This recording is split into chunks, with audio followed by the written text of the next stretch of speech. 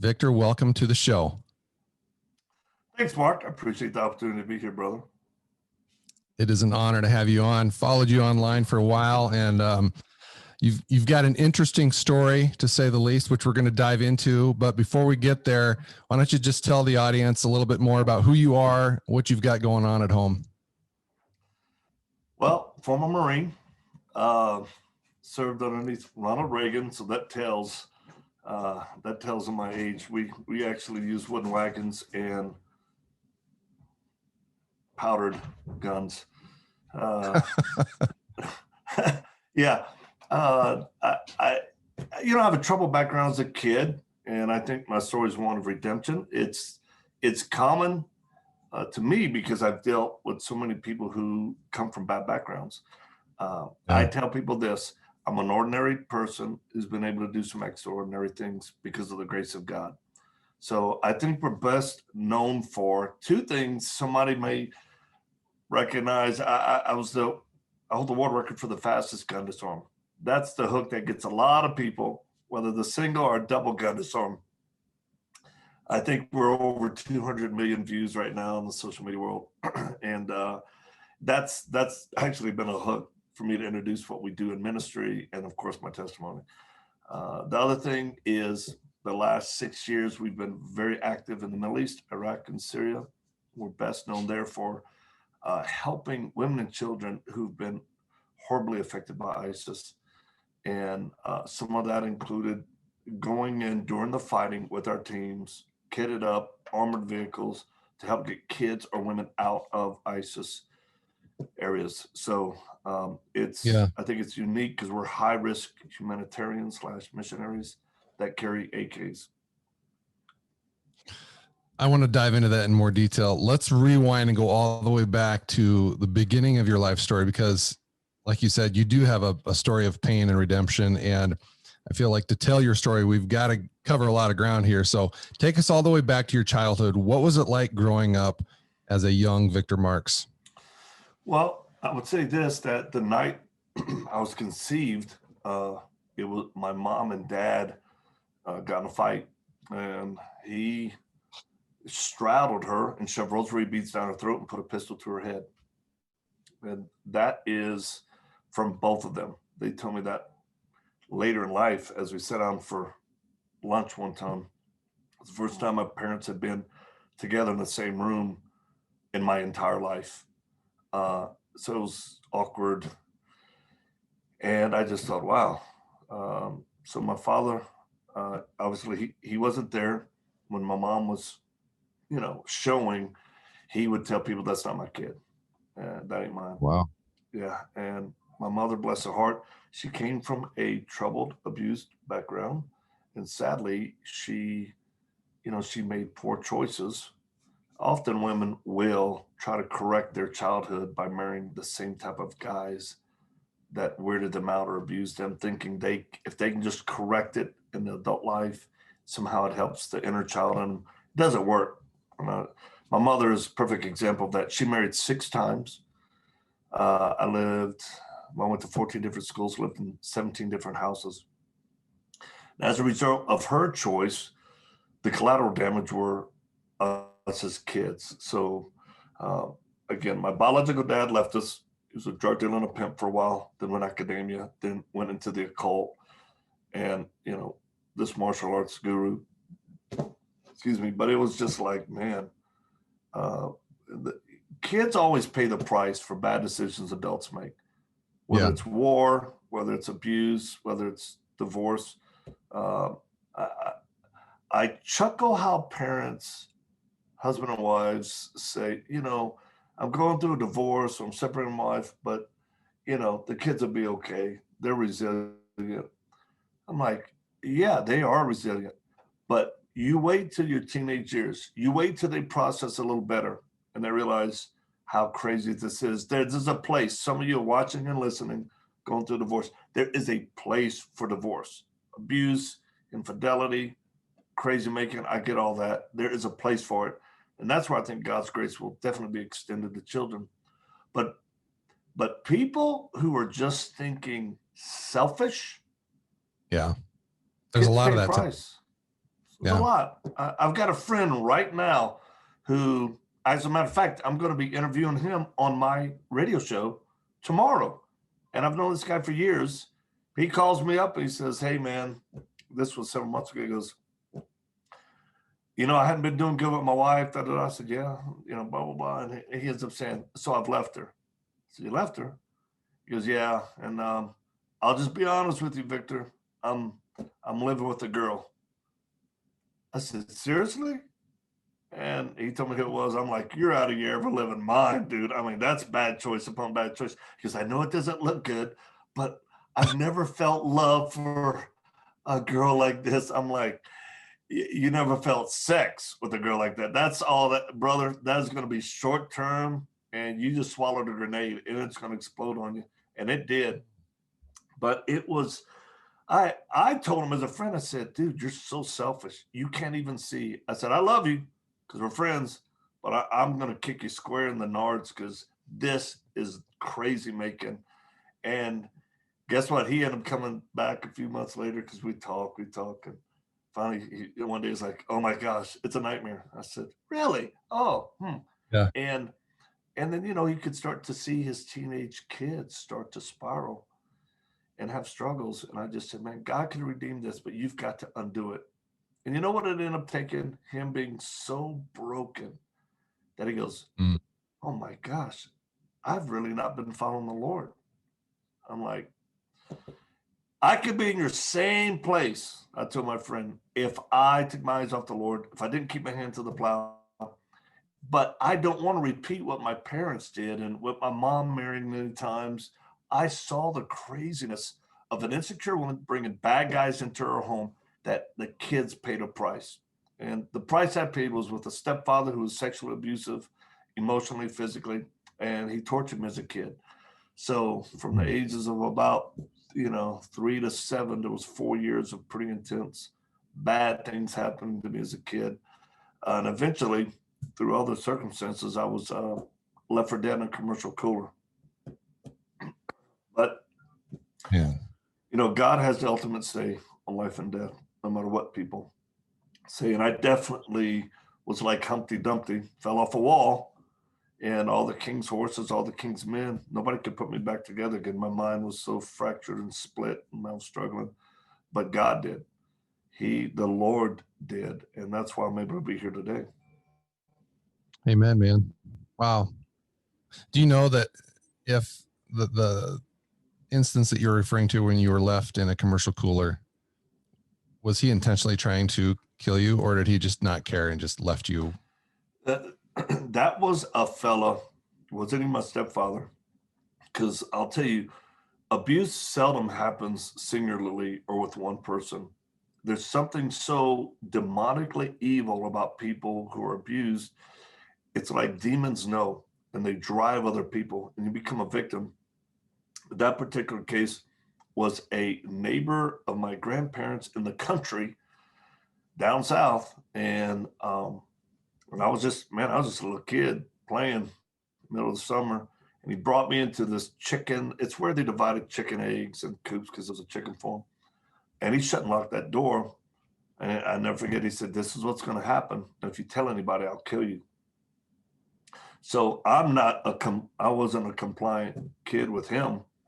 So he went to do weird stuff. And then I really think he was trying to keep his promise to kill me. So he shut me in this cooler, locked it. And he was hoping, we believe, he was hoping that I would die, but my relatives and people would think I was playing in there, crawled into this cooler and the door shut. That was, so, when they didn't find me for hours, they looked in the woods, there was a little pond, they looked down by the pond, and I had a little toy. It's a self-made toy. It's a little corn cob that you stick chicken feathers on the backside of it, and you throw it and it whirly birds down. And that was in that room. And when they saw that, they opened the cooler and I was unconscious. And I'd been in there for hours. So eventually, when I was able to tell them what happened, they actually got a group of people, just a small group, went and found the guy, kicked in his door, a screen door, beat him in front of his family, then drug him behind a tractor behind my mama's house and hung him from a pecan tree.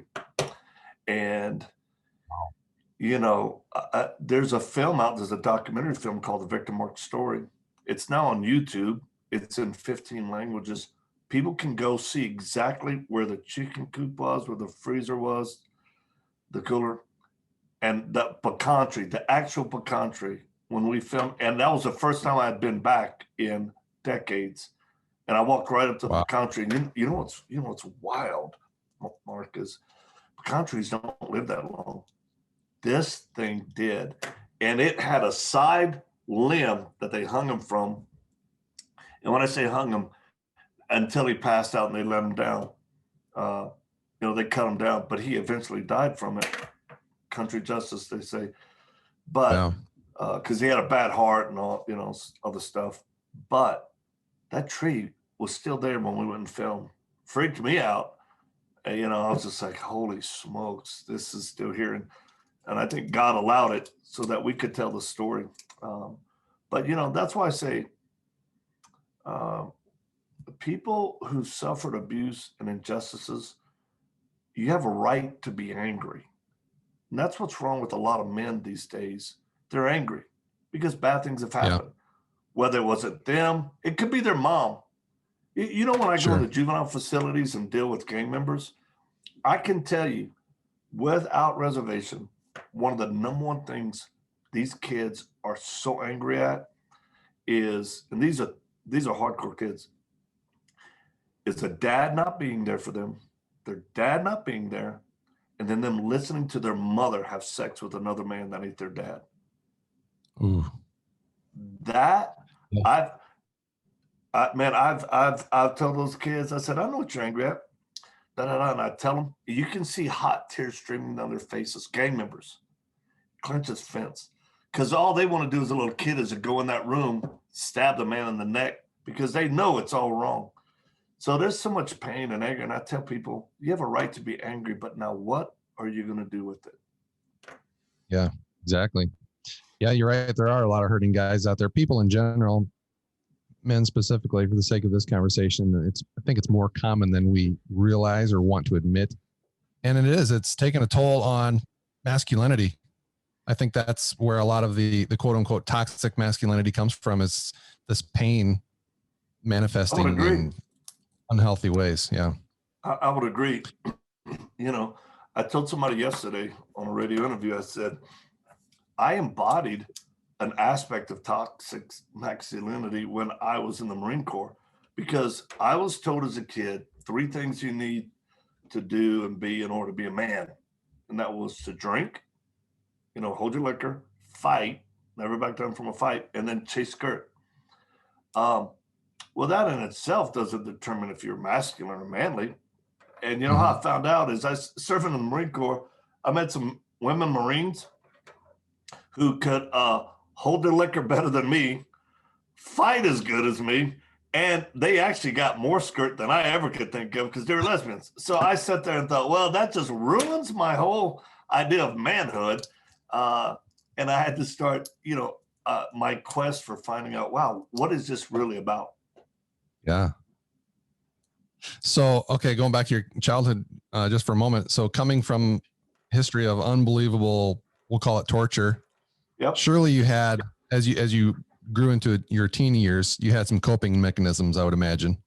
Mm-hmm. Did you have any problems as a teen? Yep.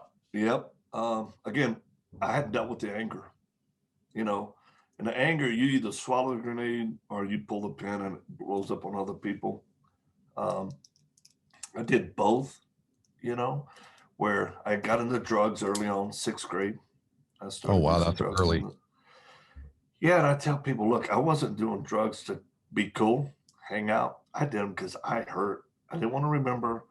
I didn't, And while I had friends who would do stuff just for a thrill, I was really using them as a coping mechanism. And because I didn't tell, you don't tell your friends, you don't tell your childhood friends stuff that's going on, either because you think it's just kind of common, normal, everybody's got their crap. But for me, we moved around so much, I was not able to establish, friendships that I could trust, whatever, just kind of boom, boom, boom. But drinking, uh, fighting, uh, uh, I started to see the value in women and girls, and there were times that I chose not to take advantage of them. I will say that definitely started happening where I was struggling with values, and again, as a kid, I was sent away to, as a teenager, I was sent away to spend a summer with an aunt and uncle who weren't my aunt and uncle, but they were friends of a new stepfather. And I remember one night, them waking me up, telling me come in the room or whatever. Came in the room, this lady's butt naked, and they're wanting me to engage in sexual stuff with them. And Wow. and How old were you? I was 15. I think it was 15. Wow. Yeah, 15 or 16. And again, inherently, I knew this is weird. This is wrong. But yet, this is the friends of my parents, my stepfather. And end up finding out this guy, I called him Uncle Red. I don't even know if the guy's alive now. He had a huge scar around his neck. I remember asking, "What's that about?" He goes, "That's where I try to hang myself." And he was actually in prison with my stepfather because they had both killed people, and that's where they met, Chino Prison. And I remember going, "Wow, this is just getting weirder and weirder." So I remember coming home, kind of feeling tainted and weird, and I never forget being asked, "So what'd you learn this summer?" I just thought, and yet we go to church sometime. How does this work? And that's one of the things I would say when I get on a soapbox. I'm I'm pretty frustrated, Mark, with the average Christian church in America, the direction Christianity has gone. It's gone the way of culture. It's not biblical. Uh, we have substituted getting men in the pulpit who are leaders, who are courageous, for guys who have a gift to teach or speak, but don't have spines and are sackless in so many ways. And yet we make them the epitome of what Christianity should be. Like here at our training center, Colorado, my COO is former military special operations. He was a commander of a squadron at Delta. So that just kind of gives you a peek into the level of team members we have. But I never forget, Yeah, we that's had, legit. 1,000 missions, never lost a man, 5 Bronze Stars and a Silver. Wow. Definitely one of the best monster hunters I've ever worked with. And he's a dear friend, good brother. But recently we had a special operations active duty team with their wives come in, right? For a weekend of training and to work on their marriages. And I never forget, every guy said, okay, this following Jesus, because that's part of our deal. It's like, hey, there's a spiritual aspect. We'll shoot, choke you out, whatever. Do all the stuff, have fun, simulations training, jujitsu. But at the end of the day, it's like spiritually, we got to make sure we're ready in that area. And you know what? Every one of these guys, it was unreal, said, how am I going to fit into a church? I've tried to go to, and there were certain churches, guys that try, and they just go, I don't fit. Because Yeah. that weekend, I heard more F bombs than I've heard in a while, and that was just from their wives. And it's like we start determining what holiness is, and if somebody has a bad mouth, oh, they're messed up. It's like I know guys with potty mouths who have better character and integrity than guys who are like, oh, I don't smoke, dip or chew, or hang around with women who do. And I just go, man, we've messed this up. We have to look at Yeah. the character, the integrity of men, not the external factors. Jesus, God looked at the heart, and I think the sanctification process is important. But man, we as churches in America, we've got to invite the men back in. Yeah, I agree. Churches have become, they're very much geared towards the women. And I think Yeah. it's reflected in the numbers that we see in attendance. So yeah, you're absolutely right. So what led you to joining the military? You said you're in the Marines. At what point did you decide that was for you? I was just telling this to my son, my youngest son. We have 5 kids. I think I was just telling him this a couple of days ago, because he's old enough now. He's actually just turned 16. We were talking about how I graduated high school, and my summer job, I was working at a place, and I started stealing from this place. And to me, I knew it was just a temporary job. I was working at night as a bouncer in a big country bar. I was in Corpus Christi, Texas. And, man, I don't know if I was a $135, little lion heart, but I was like, geez, having to deal with big dudes. And I learned how to use verbal judo, I'll tell you right now, and make friends with all of the customers in case something weird went down. They'd be dragging big guys out. But I was working the daytime, like a department store or something, and I got caught stealing. And I mean, they had me red-handed. It's a funny story. I'll spare your audience today, but I took my shirt off, tie clasp, belt, all this stuff I was wearing, saying, "Hey, I wasn't like I'm going to steal it. I just, I got to wear your merchandise in order to sell it." Didn't go over too well. So the guy pulled out, their head of security pulled out this thing. He goes, "You need to sign this." And it was a admission of being guilty and stealing and all that. And I was like, and I just went to the Marine Corps recruiter's office 2 weeks before and signed up. So I was a delayed deal. I was going to go into the Marines. Beirut bombing had just happened. Oh, okay. It was 1983. And I was very angry, right? Period in life. But I remember thinking, dang Arabs, I'm gonna go kill me some terrorists. So that's why I signed up. All those Marines were killed, and that guy tried to give me a sign. I said, "I'm not signing this. I'll go to jail." He goes, I said, "I've joined the Marine Corps, and I'm heading there." And he followed up. He said, "If you do not follow through with this," he said, we'll put you in jail because we have your dead to rights." He goes, so it was jail or the Marine Corps. And I was glad I was heading toward the Marines. Yeah. Well, that's kind of cool that he acknowledged that, and kind of nudged you that direction.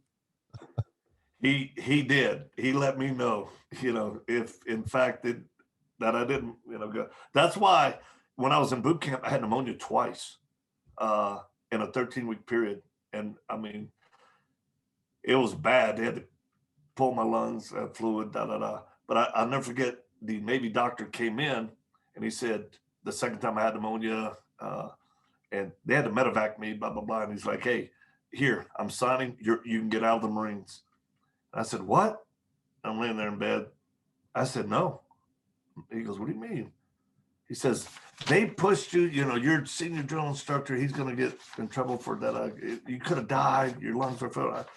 I remember looking at that doctor, tears in my eyes, and I said, "I have nothing to go back to. I have to be a Marine."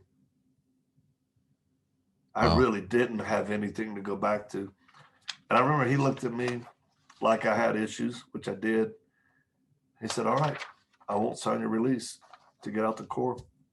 He said, "You're crazy like the rest of them." And I made it. I didn't even get recycled. I made it to the Marine Corps. Ended up being in the comm field and then a competitive shooter. But I thank God for the Marines. It was a good stabilizing place for me to kind of get my head together.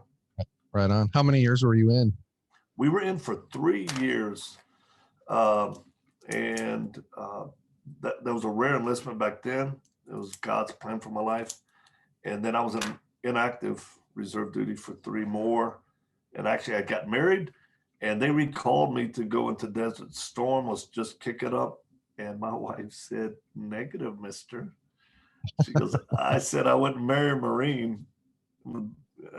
She goes, I'm okay with a former, but not active because her dad was an active duty. Yeah. Her dad was a Marine, served in Korea. So, but what's wild is all these years later, I do pumps into, I've done 14 pumps into Iraq or Syria, Northern Africa, Southeast Asia, and to, you know, we've faced ISIS from mortars to fights, shooting, just crazy stuff. And I wasn't a Marine, you know, just a high risk humanitarian. And you know what's amazing is my wife was in a lot of stuff with us. I mean, we still have a house there in Iraq. I was there last month, and so yeah, my wife, she's the tough one of the bunch. I'll tell you right now, she's been with me in some pretty crazy scenarios, but she's like, hey, we're serving the Lord, so if we die doing His will, then we win, and that's still her Wow. mindset. Yeah, tough gal, black belt. Okay, so I want to get to your high risk humanitarian work here in a second, but at what point did you pick up like martial arts? Because we didn't mention you. I'll just say it, you're a badass. You've got like what are you, a 7th degree black belt in jiu-jitsu or something like that? I got these Judy chops, registered deadly weapons. Yeah. Yeah. I have to be careful just washing my face. I knock myself out. I'm so bad. I tell people I'm good at getting it. Well, actually, I had a fascination with it as a kid, obviously. Sure. Yeah. But I didn't get serious until I joined the Marine Corps. And as soon as I was in the Marines, I went full bore. So I had the great privilege from studying some incredible guys. And then, you know, I was just at a time period, it was before MMA, but there was a guy named Hoist Gracie. Yeah, I know the name. Yeah, who started the, you know, first fight in UFC. And I used to work out with Hoist in his garage in Torrance, California. Wow. Yeah, I was still in the Marines. I would drive up and, you know, phenomenal guy, but we work out. And then I've just trained from some incredible people. So, you know, I enjoyed the idea of not being taken advantage of. That was really my driving factor. And yeah, that makes sense. You know, yeah. So, and it's the same way for many guys who are good fighters or, you know, proficient in pugilistic arts or military or police or whatever. I find there's two type of guys that are most attracted, that those who come from really screwed up backgrounds, so they embrace the warrior way, or those who come from really solid backgrounds and they embrace the warrior way. And I would say Jeff Teagues, Colonel Teagues and me were the exact epitome of those two. I come from a crazy background. He comes from a really solid, great background. And most special operations teams are like that. You got guys who are so driven. You become very proficient at certain things. The problem is, if you can't control that drivenness, you know, it'll ruin you. It will. Yeah. It'll catch up to you. So yeah, that's why I always get very intrigued when somebody says, "Hey man, you're the world's fastest gun disarm guy. You can hit a person 8 times in a second." You know, the videos are out there, and because speed became my deal, and non-telegraphic movement. So when people ask me, why did you become so good? They go beyond the technique and they go to why. And then that I say, thanks for asking.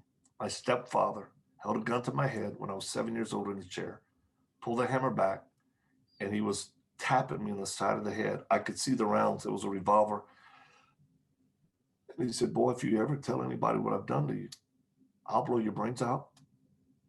And I'll tell the police you got my pistol and we're playing with it and shot yourself. Now, this is a guy who had tortured me, electrocuted me, dunked me in water until I passed out, you know, bag over my head, hyperventilating. It goes on. Whatever happened to that guy? He ended up getting arrested and in prison. and then he escaped that prison, fled the country. They never caught him until he turned himself in years later. He was on the nightly news with Tom Brokaw, and Really? for a manhunt, yeah, because he was importing drugs by plane and boat from out of the country into the U.S. And he was definitely a pedophile. He had a very sick background of perversion. Yeah. Yeah. Obviously. Yeah, so that's Yeah. one of the reasons why we hunt pedophiles to this day. Well, I was going to get to that. Driven us being led. Yeah. Yeah. I assumed that was one of the motivating factors behind what you do today. But I got to ask, at what point, you're obviously a man of faith now. At what point did you find Christ? What did that look like? Yeah, I was still in the Marines. I was feeling the emptiness of life, right? Just hollowness, no matter what I did. I could bang it out with the best of fighters. I had all this aggression. I was partying. I was chasing the skirt. Again, all that stuff. But man, I felt empty. I felt so freaking empty. And it wasn't until I got a letter from my biological dad, the one that didn't claim me. The last I'd heard of him, he was literally practicing occult. He was a warlock, casting spells on people. And I still have the letter. And Mark, his salutation was "Dear Son." And when I read that, it didn't make me feel good or valued or what. It made me angrier.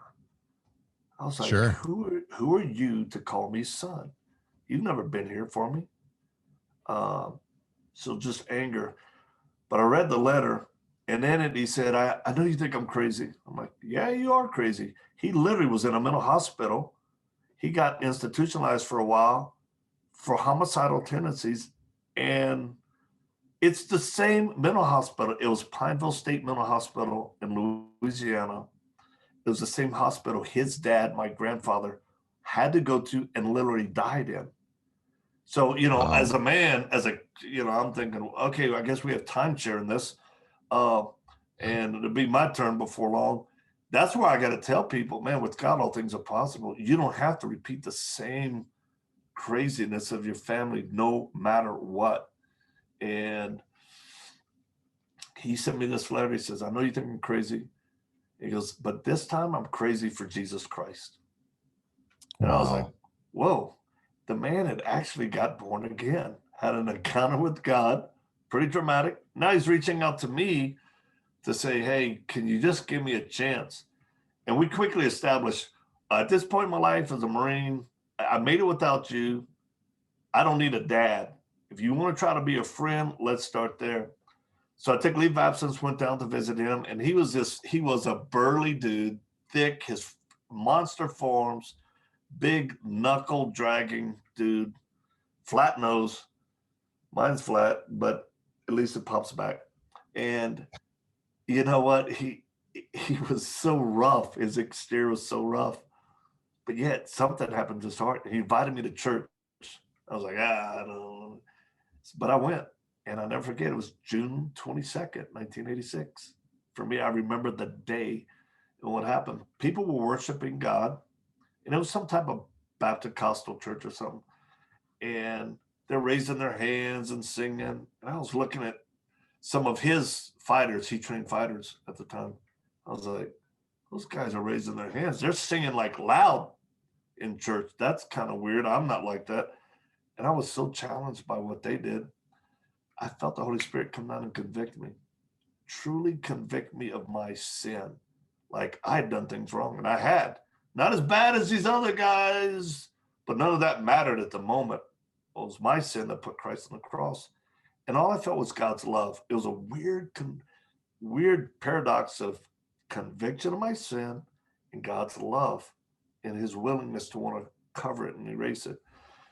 And I surrendered my life to the Lord that day, man. And I think that was the beginning of my journey to real manhood right there, submitting myself to God and his will and way from life, but also got forgiven for my stuff. That's powerful, man. And the power of grace, right? Because you would have been justified to as soon as you started reading that letter, dear son, you would have been justified to just crumple that letter up and throw it in the trash can at that point. And I don't think anybody would have blamed you. And then not only that, you actually welcomed him into your life when you certainly didn't need to do that. I took the chance. I took the risk. Yep. Yeah. Yeah. So good for you. Well, it doesn't always turn out good for men with reconciliation with their dads. But my advice is just make sure your heart doesn't get hard against it, because you know what? It will decrease your capacity to love or be loved. It'll affect you even when they're gone. So, but in my case, and if people would like to actually see that dude, he's in the film, he's in the documentary. God kept him alive long enough to where he could share his story. He's a rough old dude. When the film crew was interviewing him, I wasn't there, right? They interviewed him. They said, like, so you're from Louisiana, you were involved in it? And he was, yeah. And, he was socially inept in some ways, although he had an IQ of 185. He was this brilliant guy who, but it was funny because he told the film crew, he's like, yeah. They were like, how did you deal with guys you had to, well, someone let the alligators deal with them. Everybody started laughing in the room except him. And they were like, Oh. And then he was like, was that too much information? So he changed his address. But you know what? The great thing, he proved it's never too late to be a dad. I miss him, but I wouldn't want him back. I'm glad he's in heaven. And I'm glad he's doing recon for me, and will welcome me when it's time for me to change my address as well. This podcast is part of the Edify Podcast Network. Edify is a faith-inspiring app that brings together thousands of the best Christian podcasts in one place for your listening enjoyment. Cut through the noise and grow your faith by diving into the world's top Christian podcasts today. Download the Edify app for free from the App Store or Google Play, or by going to edify.app. That's EDIFI.app. Wow, that's awesome. Okay, so talk about your post-military endeavors, your high-risk humanitarian efforts. Describe what you do today. You've touched on it already, but kind of go into a little bit more detail because it's fascinating. And thanks. I'll call it heroic. Well, again, I know some heroes, man, and beyond a shadow of a doubt, they're the kids and the women that we help. Yeah, they're the victims, like you said. They're innocent and they're just caught in the crossfire. Yeah, I mean, I was in Iraq last month. I remember holding a girl, little bitty girl. She's on my lap, and we had helped her with some surgeries. But looking at her, you wouldn't think anything was wrong. And her dad, she's like 6 years old, and her dad just pulled her pants down in front of us. Pulled her jeans down, no underwear, pulled her jeans down. And from her waist down, she was completely burnt. Just mangled scar tissue. And it's all because of ISIS. And then he pulled her pants up and he just said, thank y'all for helping us so far. And he goes, she needs more surgeries because of, there's problems, even with her genitalia. And I remember thinking, this little girl, you could see the pain in her eyes, but yet she would muster a smile because for her, she had hope. And the answer to her prayers, it's us. They have no other. There is no secondary option. It's us. Because so many people have been affected, millions. And there's not an infrastructure. That's why I get so pissed when people on social media, tell me, why don't you take care of, our kids here in America first? And I go, first of all, you assume we don't help in America, which shows your ignorance. Stop being lazy, making a weird comment, and go to our website and see what we do, because we have multiple lines of effort. But I said, I'm pretty sure kids in your neighborhood aren't being burned by ISIS, or watching their parents be beheaded, or, tons of kids who were taken and shot. I've been in the mass graves. Wow. So we go to where the need is, regardless where it is in the world, but we're best known for inserting risk into bad people's lives, hurting their feelings, stopping what they're doing, whether pedophiles, whether terrorists, whether cartel operations. And we do small special operations type of work to help those who've been traumatized. That's the best way. And it's all done in the name, with the love of God. Yeah. Mm-hmm. So I wasn't planning on going this route with my questions, but I'm just curious, like, how do you go into a nation? Like, do you have government support, or does the American government know you're in there? Surely they do. So that's a great question. And maybe you can't answer it. I don't know. This is what I can say. We do not take any funding from the U.S. government. Zero. We're not a glove for the CIA. We don't backdoor stuff. We're bona fide, solid. I mean, I've looked at Muammar Gaddafi, the leader of Libya. I've looked at his #1 spiritual leader on television, on a Libyan and Tunisia television, and he asked me, "Do you work for the CIA?" I said, "Absolutely not." He said, "Are you funded by the State Department?" "Absolutely not." He said, "So you're literally coming over here doing this high-risk craziness, dealing with, out of pure love for God and people?" I said, "Yep." He goes, "Wow. People don't come over here just to help kids. They've always got these political or military deal." So with that said, this last pump and direct last month, part of our mission that took us to a U.S. military forward operating base for special operations community at the tightest, smallest, we were in a skiff. I can't say more, but we went in there because of relationships, because believe it or not, special operations community has appreciated some of the work we've done.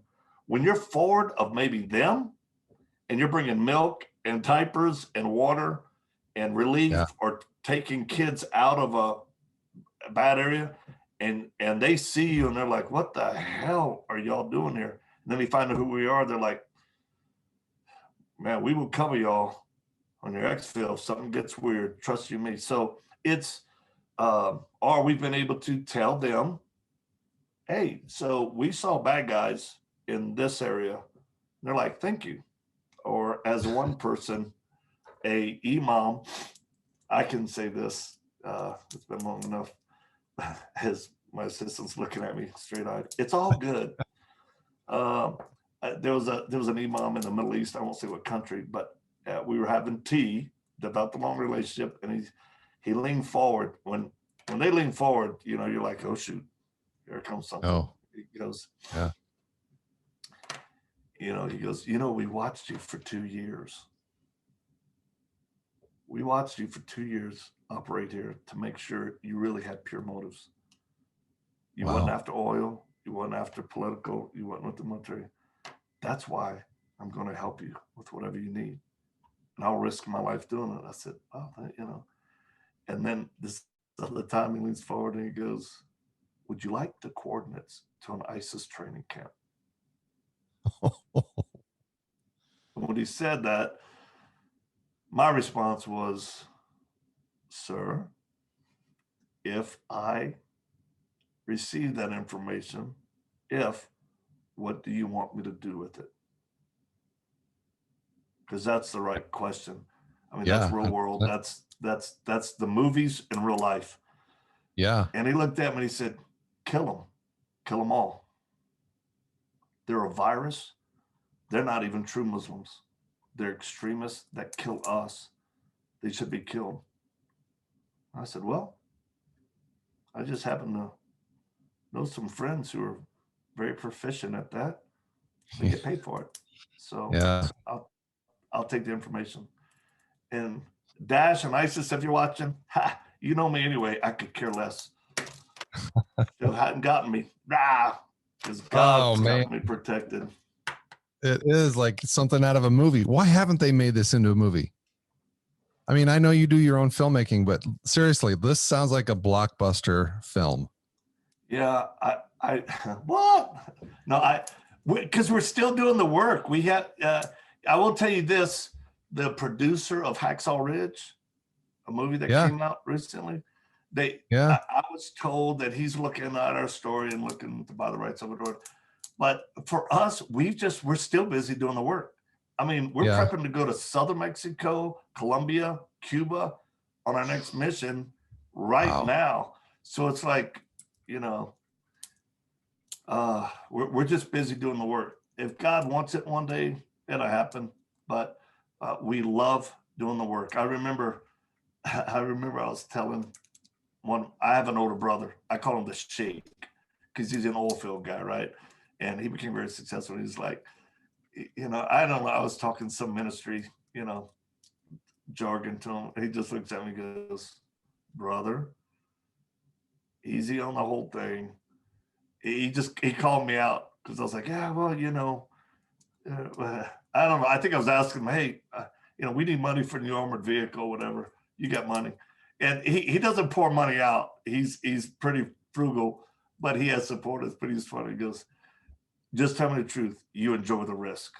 Don't act like it's some that I said, of course I do. So do my teammates. We're people who embrace risk and conflict because we operate well under it. But I said, you know, we don't go looking for trouble, but we go to the areas that it is. And when we find it, we ain't backing down.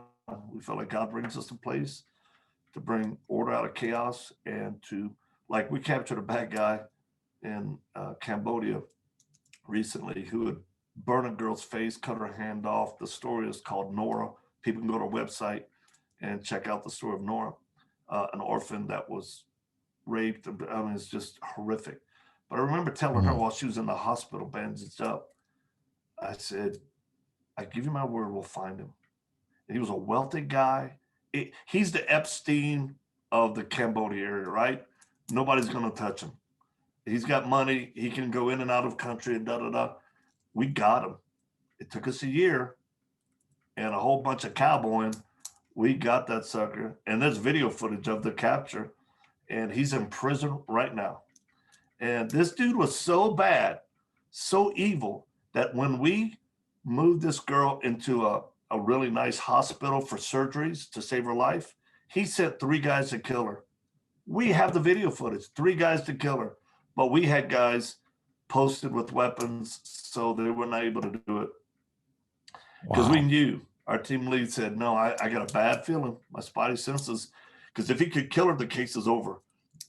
Sure. And so, you know, I just tell people that's one line of effort that we do. Counter sex trafficking, counter pedophile, trauma relief for those who've been affected. We help the military. I speak at military bases because the suicide rate is so high. We try to teach resiliency. We work with men to help them reclaim their manhood, or for some just to get it. I've stopped blaming the young millennials for being, you know, not masculine. I've stopped barking at them, and because I've realized, heck, they know it. They're struggling. I mean, their blood work, just do their blood work. Their testosterone levels are so stinking low. And believe it or not, I tell men, go get your blood work checked. You should be running test levels of 800 to 1200, period. If you're below that, you know, it'll get so low, you'll start looking at your wife's high heels thinking they're comfortable. So it's like, look, get your test level high, make it a level playing field. And then, you know, somebody asked me yesterday, they go, you talk a lot about manhood, masculinity. They go, what's your definition of manhood? And I went, great question. And I can answer it every time because early on, I had to figure it out. And part of it was from Raising a Modern Day Knight. That was a great book that helped me. But I think manhood is accepting responsibility, right? Rejecting passivity, because the natural lean toward men is just to be passive. So reject passivity, accept responsibility, fight for the greater good. You got to have a battle. Something's got to be bigger than you, even bigger than your family. Something that's like, I'm involved in something that's making a difference. Yep. And a mission in life. A mission in life. It doesn't matter what it is, honestly, because God will direct you to it. I believe a man should seek to love one woman. And if he gets divorced and the first one doesn't work out, fine. Okay. But find the one woman and love her. I mean, love her, live and die for her. Raise your children, if God blesses you with them, to be the best that they can for him. And then, you know what? Just walk humbly with God. Just walk humbly with the Lord.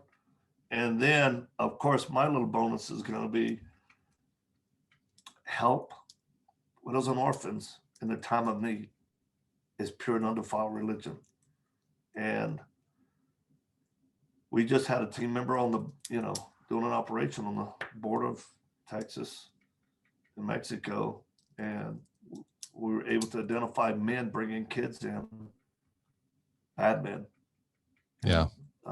And we work with the authorities.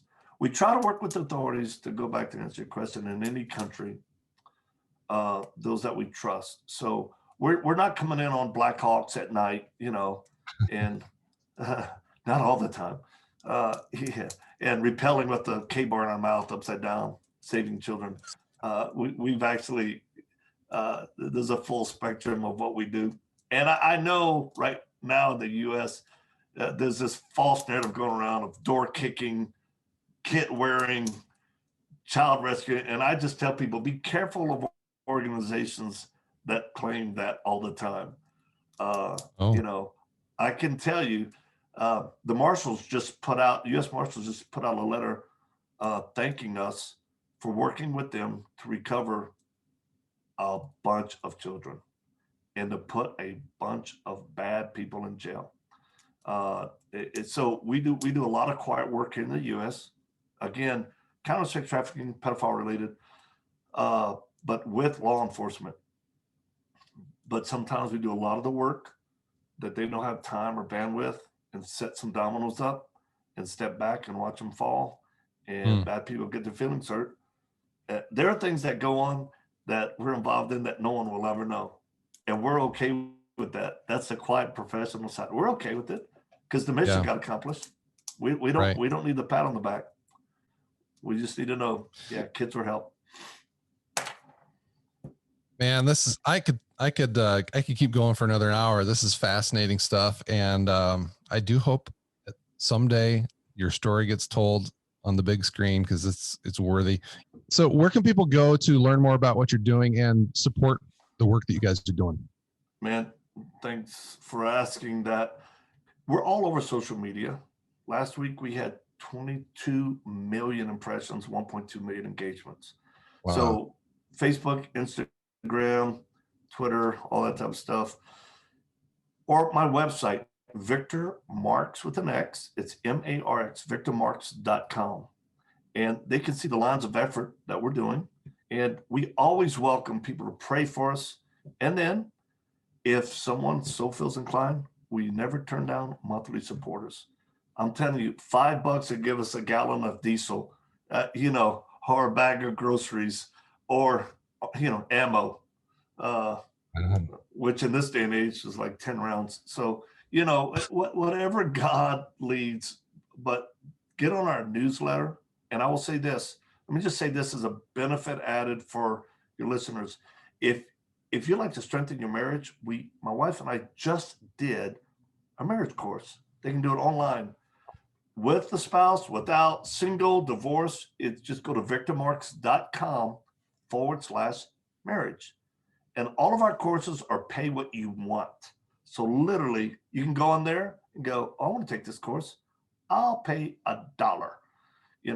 It doesn't matter to us. We just want people to benefit from our experiences where we've seen the goodness of God.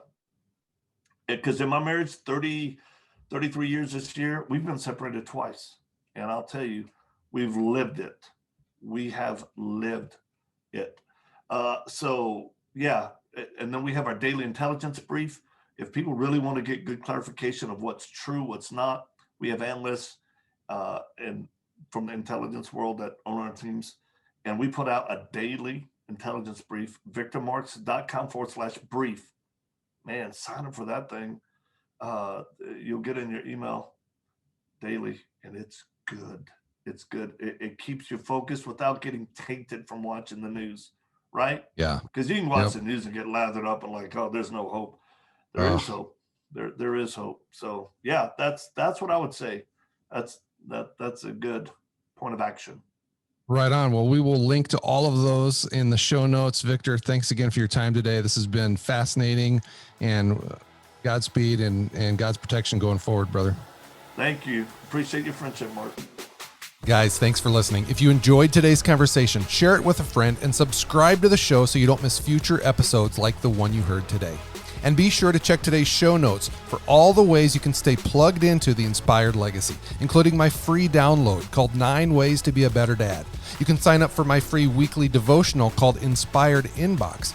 And you can join the private Facebook group, a community of other like-minded men looking to become the best husbands and fathers they can be. So get plugged in, like, subscribe, leave a review, and help more guys find the show, because we need more men battling together for the sake of the next generation. Until next time, live inspired.